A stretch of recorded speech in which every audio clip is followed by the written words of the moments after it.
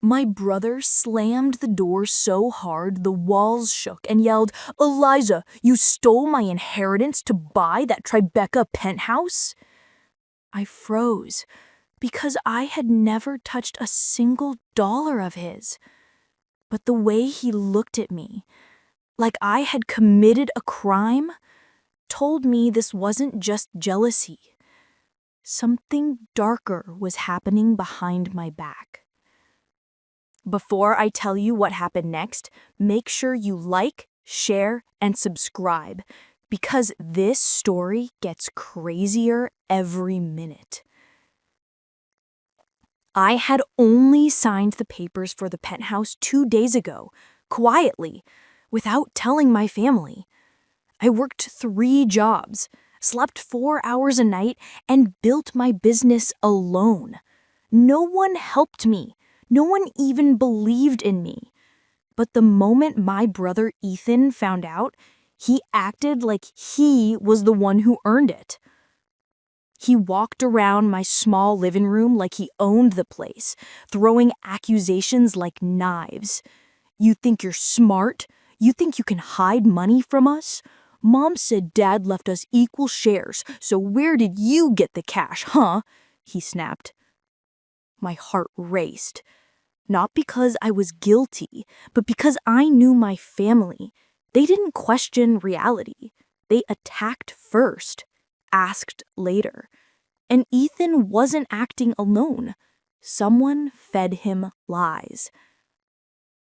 "Ethan, stop. I bought it with my own money," I whispered. He laughed. Loud. Ugly. "Right, you, the family failure, the girl who couldn't even afford college. Tell me another joke." His words hit harder than I expected, but I didn't show it. If he knew the truth, what I had been building for years, he would lose his mind. Then he stepped closer, lowered his voice, and said something that my stomach dropped. "Mom wants a meeting tomorrow. She says if you don't confess, she'll bring the lawyer." A lawyer? For what? What were they planning? Ethan smirked like he already won. But he didn't know that the penthouse was just the beginning, and the real twist would shatter everything he thought he knew. The moment Ethan walked out, I felt the air in the room change, like the whole house was holding its breath. I sat down slowly, replaying his words in my mind, trying to understand why my own family was acting like I committed a crime for working hard. I spent years building my business in silence, taking clients nobody wanted, waking up before sunrise, learning skills nobody thought I could learn. I never complained, never asked for help, never told them how close I came to giving up. But the moment my brother Ethan found out, he acted like he was the one who earned it. He walked around my small living room like he owned the place, throwing accusations like knives. I sat down slowly, replaying his words in my mind, trying to understand why my own family was acting like I committed a crime for working hard. I spent years building my business in silence, taking clients nobody wanted, waking up before sunrise, learning skills nobody thought I could learn. I never complained, never asked for help, never told them how close I came to giving up. But the moment my brother Ethan found out, he acted like he was the one who earned it. As I stared at my phone, a notification popped up. Mom had created a family meeting group chat. My name was added last. No message, no welcome, not even a question. Just a cold silence that felt louder than Ethan's shouting. And then, one by one, the messages started coming in. My aunt typed, "We need to talk about what Eliza did." My cousin wrote, if she used Grandpa's trust money, she needs to return it. My own mother sent a single line that felt like a punch to the chest. We expect honesty tomorrow. They already decided I was guilty. They didn't want the truth. They wanted someone to blame. I felt my hands shake, not from fear, but from anger I had been swallowing for years. They never celebrated my wins, but the moment I achieved something big, they turned it into an investigation. I stood up, grabbed my laptop, and opened the folder I had kept hidden for so long. My contracts, earnings, projects, tax files, proof that every dollar was mine. I wasn't scared of the meeting. I was scared of what they would do when they realized their control over me was slipping. As I closed the folder, my phone buzzed again, this time from an unknown number. The message said, "Don't trust Ethan. He knows something you don't." My breath caught in my throat as I read it again. Who sent this? And what did Ethan know? The room suddenly felt colder as I realized tomorrow's family meeting wasn't about the penthouse. It was a setup, and I had no idea what trap they planned to spring. That night, I barely slept. Every time I closed my eyes, the unknown number's message flashed in my mind. Don't trust Ethan. He knows something you don't. By morning, my chest felt tight, but I forced myself to stay calm. If today was a setup, I needed to walk in prepared.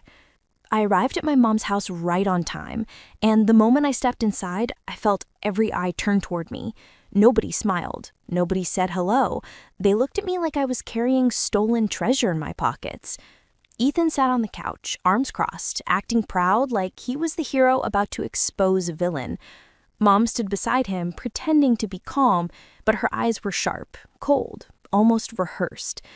My aunt and uncle whispered something to each other, and my cousin wouldn't even look at me. It felt less like a family meeting and more like a courtroom, and I was the only one on trial. Mom finally spoke. "Eliza, we want the truth. How did you buy a penthouse worth millions?" I took a slow breath. "I bought it with money I earned myself." Ethan scoffed immediately. "Stop lying. Dad left money. You took it. Just admit it." Before I could answer, Ethan slapped a stack of papers on the table. Everyone leaned forward like they already knew what was inside. My stomach tightened as I reached for them, but as I scanned the first page, my eyes widened. They weren't inheritance papers. They were bank statements with my name on them, but they weren't mine. The transactions were huge, money going in and out without my knowledge. Someone had created a fake account under my name. "I told you," Ethan said smugly. "She hid money from us." My hands trembled, but not from fear, from rage. "These aren't my accounts," I said quietly. Mom shook her head like she didn't believe a word. "Then why is your name on them?"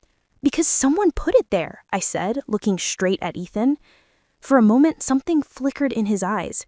Panic, fear, guilt. Something he didn't want anyone to notice. He looked away too fast. That was my first clue. The unknown message was right. He was hiding something. But before I could push further, the front door opened and a man walked in. A lawyer. Not ours. Not someone I recognized.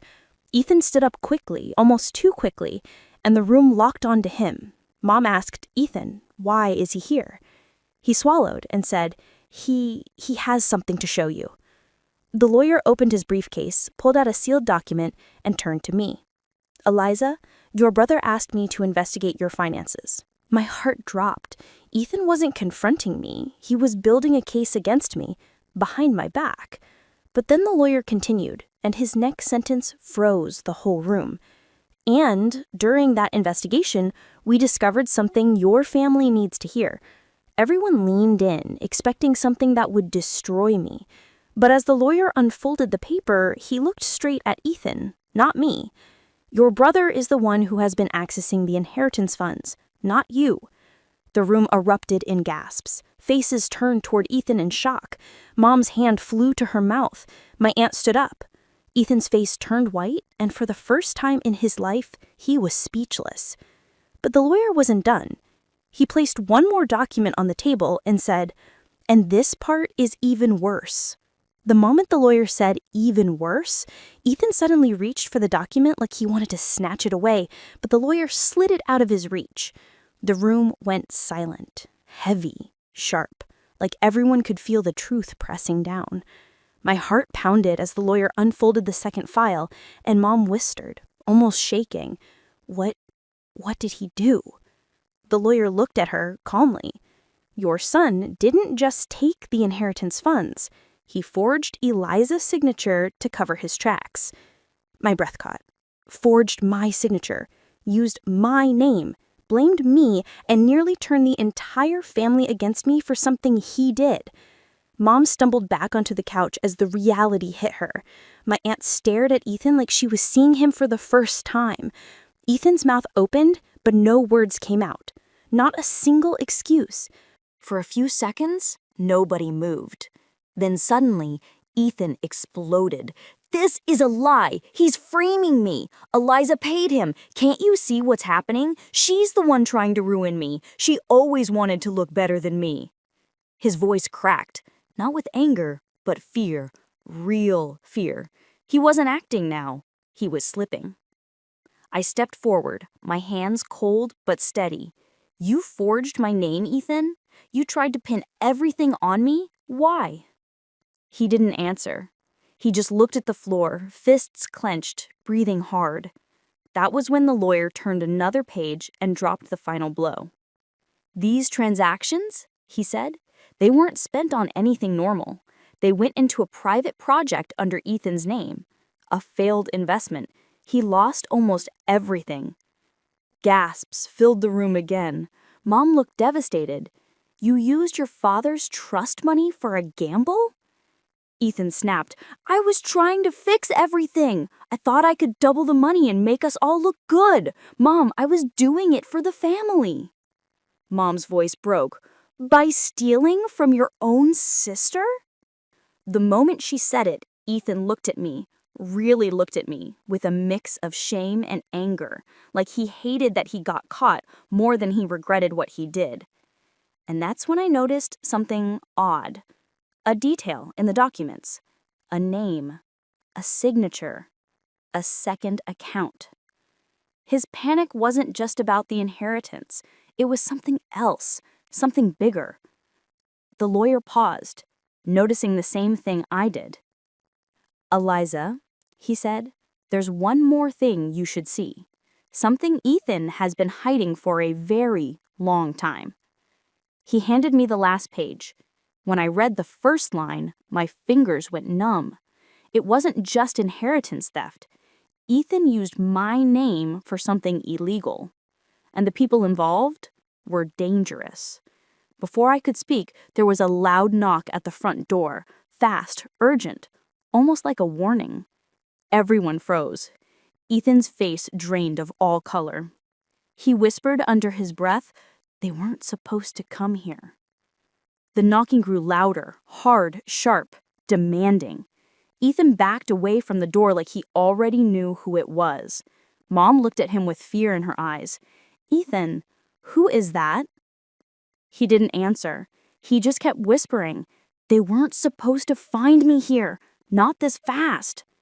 The lawyer stepped aside as the door swang open and two men in dark jackets walked in. They didn't look like cops. They looked like people who settled debts in quiet places. One of them held a folder. The other stared straight at Ethan. "We warned you," the taller one said. "You used someone else's identity. You dragged an innocent person into this mess.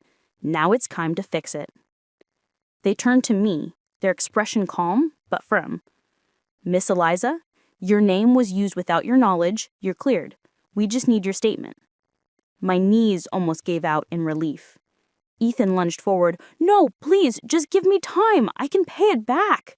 But they didn't even look at him. Mom covered her face as the men pulled out the real documents. Proof of Ethan's illegal deals, the fake accounts, the signatures he forged, everything he tried to bury. Ethan's last bit of confidence shattered. "Eliza, please," he whispered. "Help me. You're my sister." I looked at him for a long moment. The brother who mocked me, blamed me, dragged my name through lies, tried to destroy everything I built. He wanted me small, quiet, easy to control. And the moment I rose higher than he ever expected, he tried to pull me down. But not anymore. I said softly, "You didn't think of me when you signed my name. Now you can deal with what you created." Ethan broke down as they led him away, realizing the only person who could have saved him wasn't going to. The house fell silent. For the first time, they all looked at me with something they never showed before. Respect mixed with guilt. Mom walked over, voice shaking. "Eliza, we were wrong about you." I nodded, but I didn't need their apology. I had already outgrown their doubts. When I stepped outside, the sky felt brighter, lighter. My phone buzzed, the realtor confirming the final step for my Tribeca penthouse, my new life, my clean start. And as I walked toward my car, I smiled for the first time in days. They tried to paint me as the villain. They tried to break me. But in the end, the truth saved me and destroyed everything they built on lies.